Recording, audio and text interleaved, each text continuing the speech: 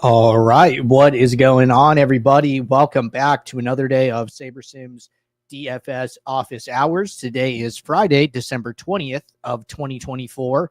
And looking ahead here today, we had a 3-game college football slate start early here on a Friday.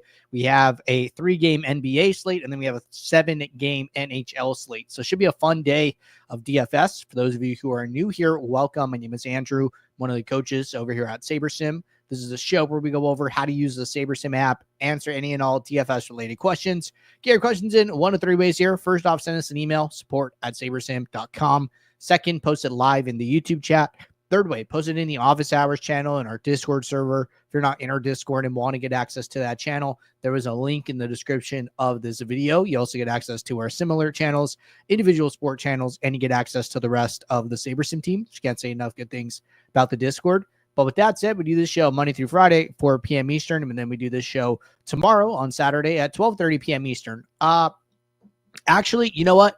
Just quick note on that. I know the NFL slate starts tomorrow at 1 p.m. Eastern, so I will probably move the show back like an hour or something like that. So expect office hours tomorrow to be at 1:30 p.m. Eastern. That makes a little bit more sense. And then that'll actually give us an opportunity to do some late swapping in between the game start times. So I could load up my entry file and then we could do a bunch of late swaps. So I'll make sure to change that after the show. So update Saturday showtime. But last thing is that we have our build review show today at 5 p.m. Eastern. So tune in for that one after this show ends. All right. With that said, let's get SaberSim up here, and we're going to jump into questions. We'll start with questions that came in the Discord first, and then hit any questions that are coming in live. So first question, if there are no injuries on a certain team, how can you find value if you want to target that specific team? So this is a little bit more of like research and things like that, right? I think what you can probably do is spend some time looking at the team, using free resources like Popcorn Machine or Court IQ. If that's still free, it used to be free for Roto Grinders, past game logs via like Basketball Reference, right? Trying to figure out like, hey, are there any spots on this team where I think something isn't being represented properly, right? So digging into past games, looking at situations on and off the court, trying to figure out, whose fantasy point per minute might be higher, whose fantasy point per minute might be lower. There's always opportunities. There's always going to be some small edges that you can find. And then, you add all those up together and then all of a sudden you have a bigger edge, right? So those are some free resources that I would recommend, that I would check out if you are looking to do that kind of research. And then there's a video of me doing this on our YouTube channel. I'll show it real quick. Let me get it up.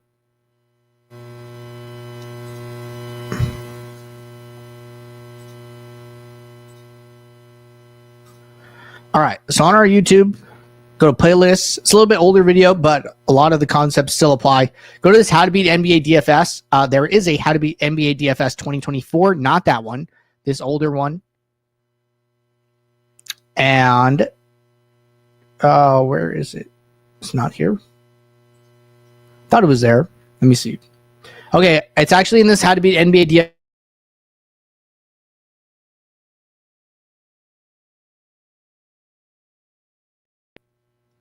So this NBA research strategy video, I'll copy it here, drop it in the YouTube chat. Shows you how to do some additional research in NBA to find players, etc., to target that you might like, right? So that's a good one.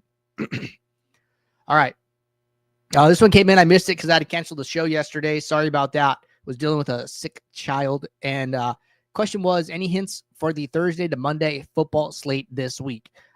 So this question just like made me think of like the saying, like the secret is there is no secret, right? If we just knew who was going to be the best players, we would put them in your lineup and help you win all the money, right? But we don't, right? So we do the best we can. That's why we're simulating the game thousands and thousands of times. That's why we have the contest sim run 100,000 times, because we don't know. But the bigger the sample size, the more we can trust the information that we see on the other side. So if you're looking for help for NFL, I'd go to Saber School.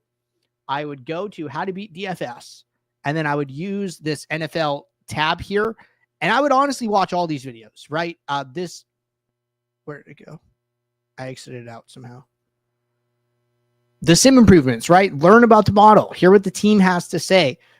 Check out the Showdown videos. Check out the NFL videos, right? The how to build winning lineups, how to beat NFL DFS in 2024, late swap tutorials, right? Like check all of this stuff out. And this is going to be, you know, your hints, your strategy, your roadmap to building stronger lineups. All right, good stuff there. Next question. When doing autofill in the post build, is it recommended to have removed from pool checked, or is it better by default? Thanks. So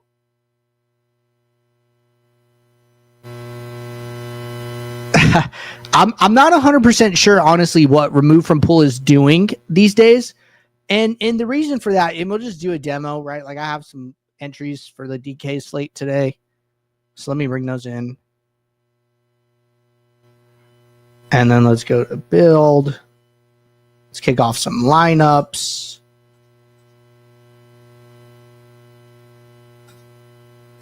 All right, so we'll build 2,000 lineups real quick.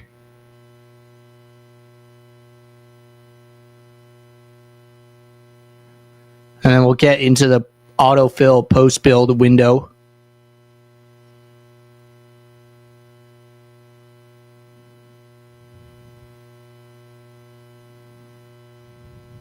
Uh, 1,600 lineups is enough. We don't have to wait any longer.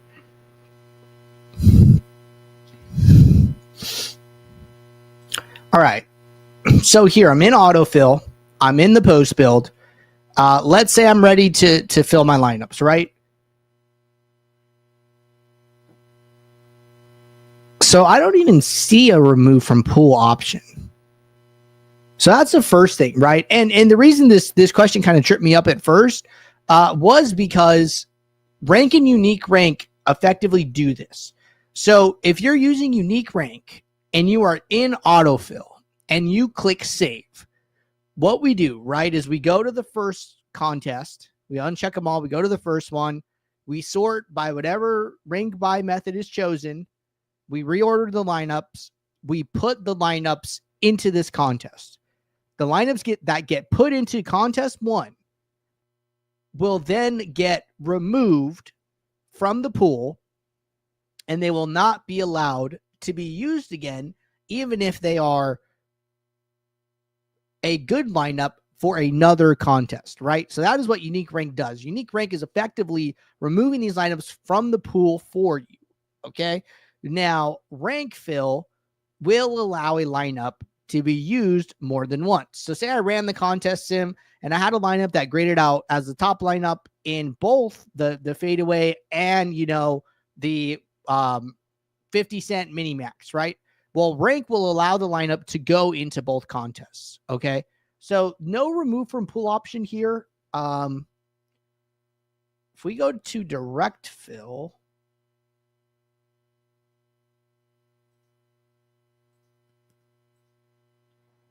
I don't see remove from pool here either. So I'm not sure where that feature you're referring to is, although I do remember it.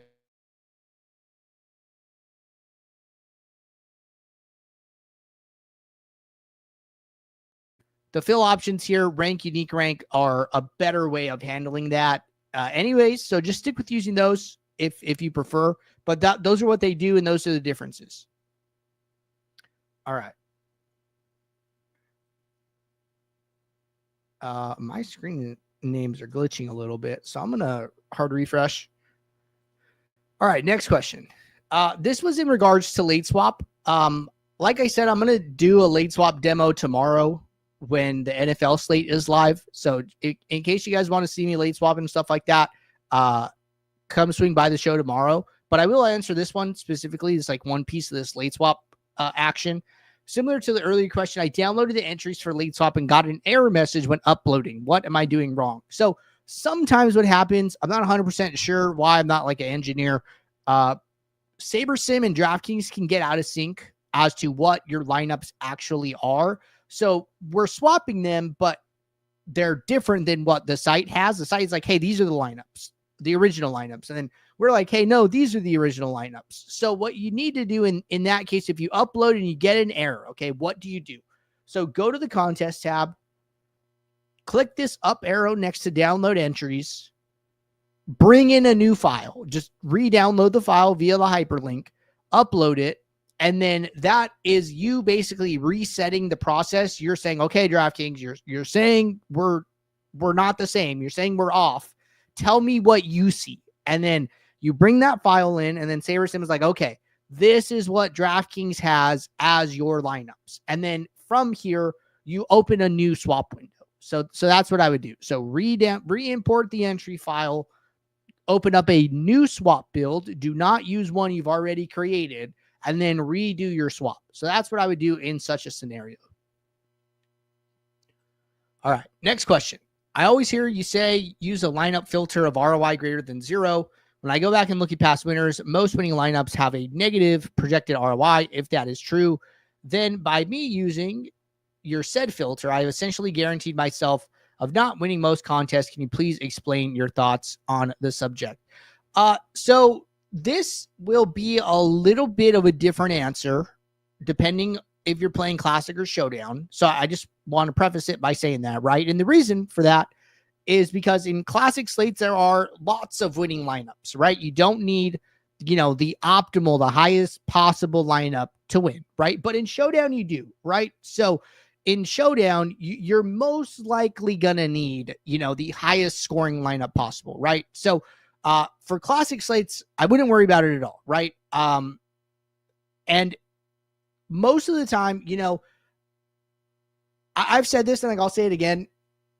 It is almost impossible, in my opinion, to build like only positive sim ROI lineups. You could go and look at like the best 150 maxers. Not every single lineup they build is going to be positive ROI. But most of them will be. And that is why we look at their sim ROI on like a portfolio level, right? We're like, okay, Shady Advice entered 150 lineups.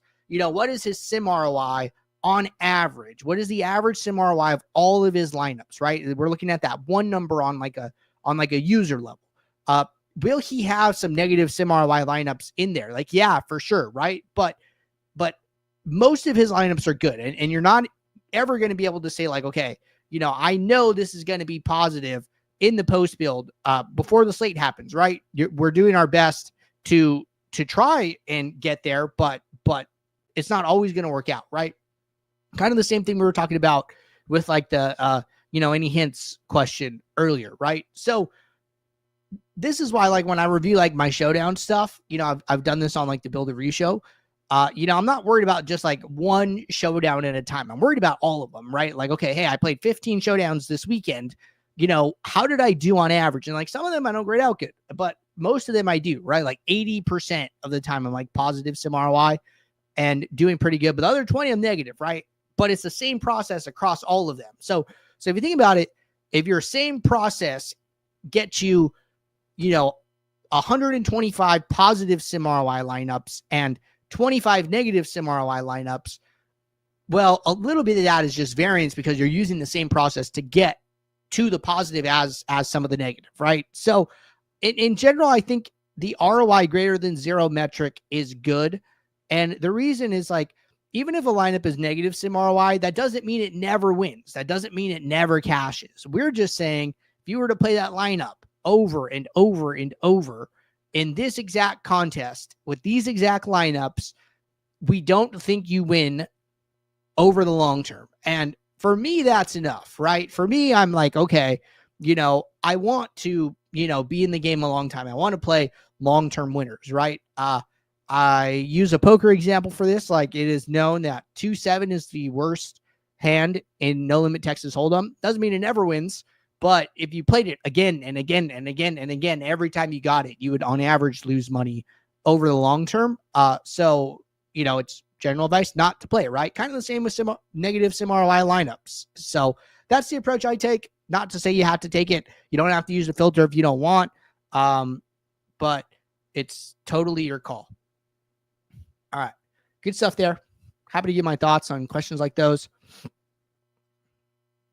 Next question. Hey, could you give us a rundown on how to set a metric to make sure you only get ROIs over 0 when you saved a contest? Yeah, it's exactly what we're talking about. So go to build, go to your build, right? We're on the contest tab right now. Build your lineups. You got to run the contest sim. So I'm going to run mine right now.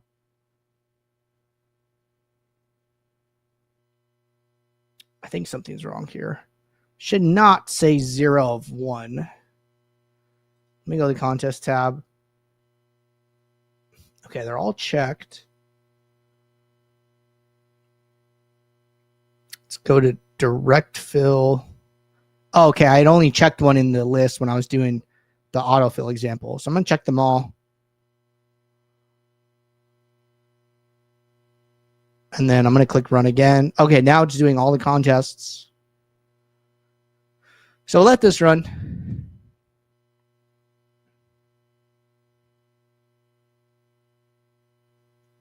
And 11 of 15 complete. Almost there.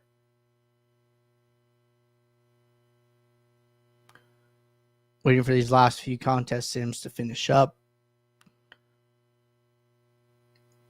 All right, so contest sim is done. I can see all of the metrics under the lineups. So now what I would do is I would go to my filters, and then I would go and click add new filter. I'll do it fresh.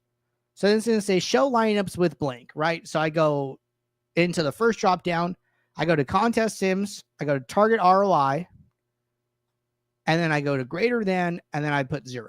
So then now what's going to happen is that this filter is looking, well, right now in direct fill, it's looking at the ROI across all the contests I have selected. It's using the average, and it's filtering out lineups greater than 0. So it's using this average of selected contest number, which is the 225 for this top lineup, right? If I was using autofill, when you go to fill your lineups, what it does is it unchecks them, checks 1, the lineups resort, the filter applies just to this contest, and then it moves the lineups to the trash. And then when I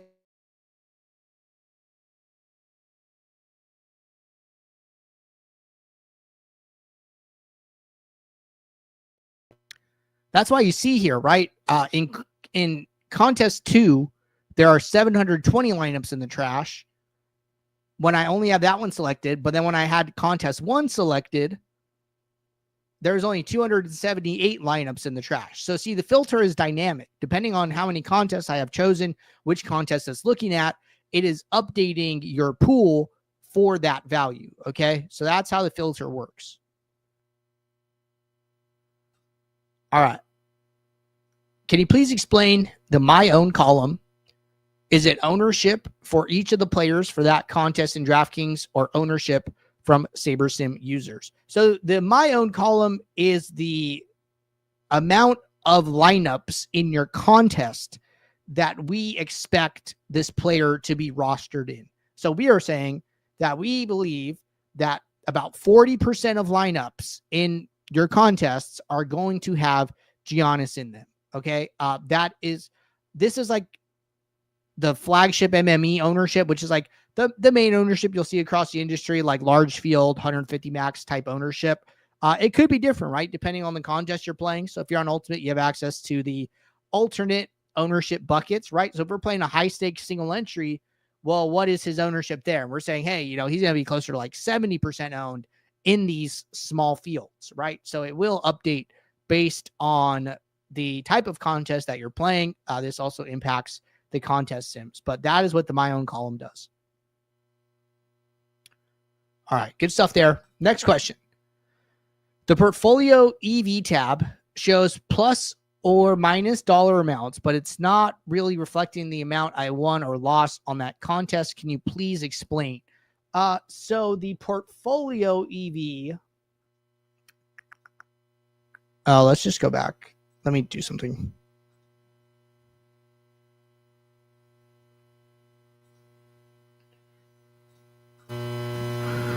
Okay, 1 second.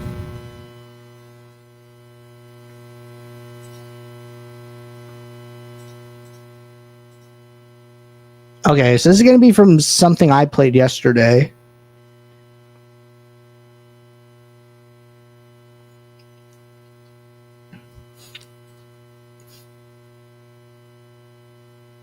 Okay, so like on this night slate, right? My portfolio EV says 36.1.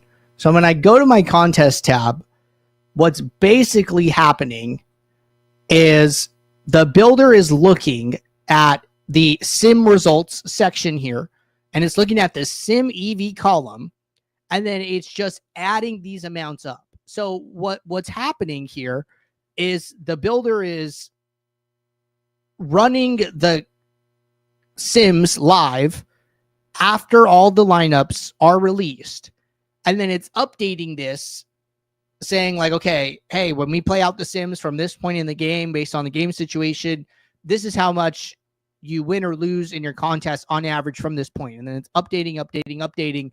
The portfolio EV is basically just the sum of these numbers. So it adds them all up and then says, okay, hey, this is how you do on average here. Sometimes it can be off if like all the contests aren't here, right? So like it didn't have these two bottom contests for me. So like it skews the data like slightly there. But that is effectively what your portfolio EV is. It is the net total of this sim EV column on the contest tab. All right. Good stuff there. Jumping back to our demo build. Brandon said, any reason why I can't run contest sim for tonight's NBA main? I built lineups, but not allowing me to run the sims. If I click the button after it finishes, it doesn't show any ROI. Weird. What I would do, because I'm not going to be able to troubleshoot too much here, go to the top right corner, go to report a problem, just write what's happening to you right here. This goes to our team. And then when you do this, it gives us a lot of info about your session, what's going wrong, errors, things like that. And then we can look into it and respond there. So that's going to be your best way of fixing these like more buggy type stuff. So sorry about that, but do that and we'll get back to you. Samuel said, did you answer my question? Yeah, I did about the, which one was it? About the autofill. Yeah, we went into detail about that. So I'm pretty sure that's the one that you asked yesterday. All right. Noah said, how big of the stacks does it like for the Saturday NFL on DK? Feel like QB +3 seems excessive, but good. I would say that, the smaller the slate, the weirder the stacks can be. So like, okay, yeah, QB +3 is like a little unconventional for like a 12-game NFL main, but it's probably very viable for a 2-game, short slate, right? Because if one team, just goes off and scores way more than everybody, obviously you want like a lot of those pieces in order to do well. So what I like to do is run a build, go look at the pool exposures of the stacks. Now I'll just tell you how often they're coming up in the sims, and that pool exposure is kind of like your optimal rate, your viability, and the more and more that's coming up, the more and more comfortable I would be playing those type of stacks. All right. Brandon said, thanks. Sammy said, thanks. Yep. No problem. Rose said, do we need to make sure we turn that filter on every time we do a late swap or a fresh build? Based on what you were saying, we just set the filter. SaberSim automatically submits positive ROI lineups for each contest. So the second part is true, right? When you put that filter on, it is going to apply to each contest, and it's going to make sure that there are only positive ROI lineups available to be put into your contest, right? After applying mini uniques, after applying min or max exposures, all those things. Now, in regards to late swap, I actually do not like to use it personally. I would, if I had to say if I recommend it or not, I would probably say no. And the reason for that is because, you are not going to be positive ROI in the live contest sim all the time, right? There are plenty of times you're going to be negative expected ROI in a contest if you got off to a bad start. Basically, at that point, all you're trying to do is go from a negative ROI day to a slightly less negative ROI day. Like you might be at minus 70% expectation in the contest.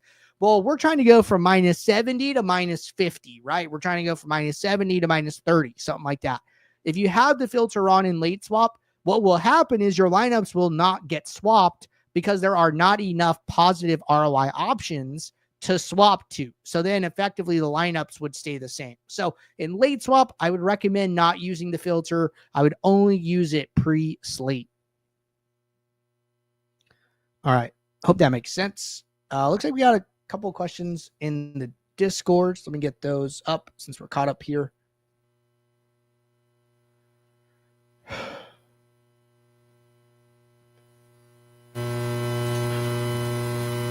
All right, we got one from Junk Dog,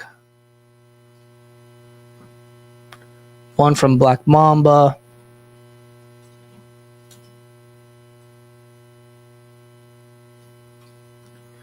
one from Isaiah,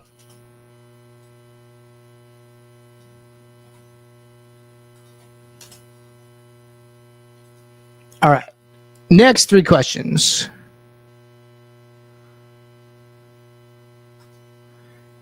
Hey, Andrew, when it comes to late swapping, what is your opinion on the settings to use? I do a lot of NHL, and sometimes I've noticed I'll have some rules or settings I've set for initial build being broken. I also know, however, as games kick off, obviously it gets harder and harder to meet criteria. Just kind of looking for some guidance on how strict I should try to stick to my initial build settings and which toggles to consider, like default versus build 1. Hope that makes sense. Okay, so when you're in a late swap, if you have rules and filters and exposures and things that you've set in the initial build, I would always just try and carry them over, right? Use the, build 1, which will have all of your data and effectively clone it into your late swap. Now, what the builder is going to do is it's going to try and meet all of those things. When it can't meet them, it's going to have like this requirements met and then exceptions section. So those lineups will ultimately end up in the exceptions where it doesn't meet them, but it doesn't mean you shouldn't try, right? If you think those things are high value, if you think those things are useful, I would include them and do your best to try and get them to meet them. So I would always clone. I recommend, I do cloning. I prefer it. That was like kind of the question. Yeah. So just kind of some thoughts on like settings and stuff.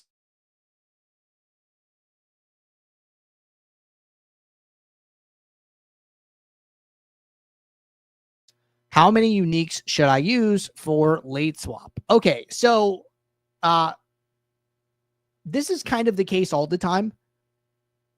There is no right number, and the number will change based on the amount of games on the slate, right? So if I'm like, hey, use 4 uniques, right? Like, well, that might be okay on like a 12-game NBA slate, but on like a 3-game slate like today, it actually might be really, really hard to do. So what I recommend, right, or this is like the best way to know, okay? Go to your build, and I'm just going to get this to load back up. Oh, I think it's because only one selected. So go to your build, set up your aggregate metrics, right? I always recommend average projection, average ROI. Okay. And then the way I do it is I do my most entries, whatever contest has the most entries. I will adjust the uniques until these metrics move. You could do this in late swap too. Okay. So what you do is you adjust these and see where your number, falls. And then let's just say I want to stop at 2, right? I'm just doing a demo. It doesn't matter. I want to stop at 2, right? I will use 2 in late swap as my baseline. Okay. So I just carry it over. What you could do is you could redo this in your late swap. So like, okay, hey, I used 2, right? And say you're in autofill because it looks like autofill. So, okay, hey, I'm going to sit here at 2 uniques. I'm going to use the gear icon. I'm going to set all the contests to 2. And then I'm going to save, right? Well, when I save, after I save, the metrics populate, right? So, okay, I'm going to click save, metrics populate. Okay, well, what if I want to do, these are my metrics, okay? Then you could change your uniques to 1, and then you could save it again. And like, okay, hey, my ROI at 1 unique was 170. My ROI at 2 uniques was 166. Okay, well, what about 3 uniques, right? Save again. Okay, it went down to 139. Maybe I don't want to use 3, right? Maybe I want to go back to 2. So then, okay, I'm going to update back to 2. And then I'm going to save. Goes back up to 166. I stick with these, right? You can do this in your late swap, right? Because late swap is effectively autofill. Just sit there, saving, looking at the metrics, saving, looking at the metrics, right? And you can do it across all your lineups. You could do it for one lineup, right? One contest, whatever you want to do. But you got to figure out where that drop-off point is, and it's always going to depend on the slate. Sometimes 1 unique, sometimes 2, sometimes 5. Sport matters, right? There's all different kinds of considerations here. All right. Next question. Why did the sim give me Bruno from Toronto last night? Dude was extremely trash, had 0 fantasy points, and the sim had him getting 20. Yeah, it's a super unfortunate situation. Podol was out, their starting center, and Bruno is expected to play behind him, and they just, I don't know, they played smaller. They played different than expected. So, anytime you're in a situation like that, what I like to do, right, is I like to ask, like, hey, does this make sense? Why am I getting this? And basically what I'll do is, like, I'll run and build, look at my top exposures. This is a great example, right? Name I don't recognize that much, or a lot of people don't recognize. I recognize them just because I'm so tuned into the NBA. But this Mičić guy, right? I don't know how to pronounce his name, but he's in, 89% of my lineups. Like, hey, who is this guy? 4,000 salary player. I've never heard of him, right? Like, okay, well, hey, why don't I take a second right now, and why don't I go to Charlotte, and then why don't I just look at their team and see what's going on here? And it's like, oh, okay, look, they have an 8,900 salary player out, Brandon Miller. They have a 9,800 LaMelo Ball out, right? They have some other injuries to guys in like the 4K range. This is where it's coming from, right? You can even look at their positions, like Miller, small forward, LaMelo, point guard. Okay. Mičić is a point guard. Oh, okay. He's probably going to play because LaMelo's out, right? Like, hey, this makes sense. So you can do this, right? You probably could have done the same thing with Bruno. You'd be like, hey, Podol's out. Okay. Looks like Bruno is here.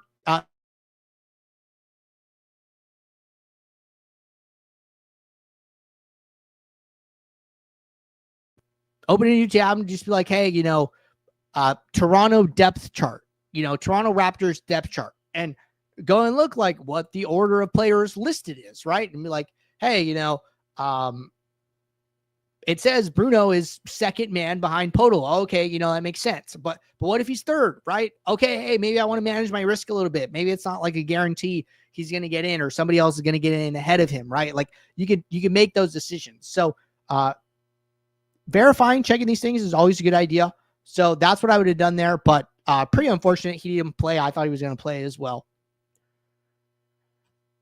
All right, next question. Follow up here. Roche said, makes sense. So it's more for a pre-lock build. Do you put the filter on as soon as the contest sims finish running? Also based on what you showed, each contest filters the lineups in the trash if the ROI is under 0, but that same lineup could be higher than 0 for another contest.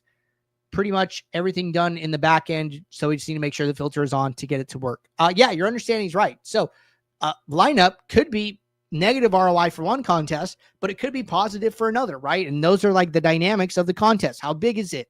What's the payout structure look like, right? So yeah, lineup definitely could be positive in one, negative in another.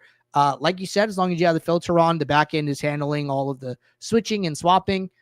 It is mostly for pre-lock. And then, yeah, after you run your contest sim, I would just turn that filter on, because you basically want to get down to your effective pool, the pool of lineups that you want to look at before you start making any changes, right? Before minimax exposures, before min uniques, before any of those type of things, get down to the pool of lineups you want to use first. Sammy said, follow up. Yeah, it used to be on the bottom right, but it seems it was recently removed. FYI. Okay. Yeah, that makes sense. Probably it was like double counting with the remove from pool toggle and the rank unique rank thing. So just stick with the rank unique rank. All right. Derek said, is it worth doing the Geomean formula for a 2-game slate for NFL, or is it just a showdown thing? I would say in my experience, yes, it is useful. Duplication, you're not finding as highly duplicated lineups as Showdown, but you are still finding duplicated lineups in Showdown in 2-game slates. So I would recommend using it. I will be using it for my Saturday lineups. So hope that helps. All right, next question. On the old build, we used to sort the prize pool from high to low. In order to fill the best lineups to the highest paid contest, there is no longer needed, right, with the current build. So 2 things on that. So one is, if you are using rank fill, you do not need to do that because a lineup can be used more than once. So it doesn't matter about the order of the contest. If you are using unique rank, I would still do it, because once that lineup is used, it gets removed and cannot be used again. So typically you're going to want your best lineups going into your highest prize pool. Typically highest prize pool is highest percent to first to, or like biggest prize, right? So you want your best lineups going for the best prize, and then, all the other lineups falling in line behind those top ones, right? So unique rank, sort by prize pool, rank fill does not matter. Rose said, "Oh, thanks. I'll mess around with it tonight." You are welcome. Let's jump back to the Discord real quick. And no additional questions.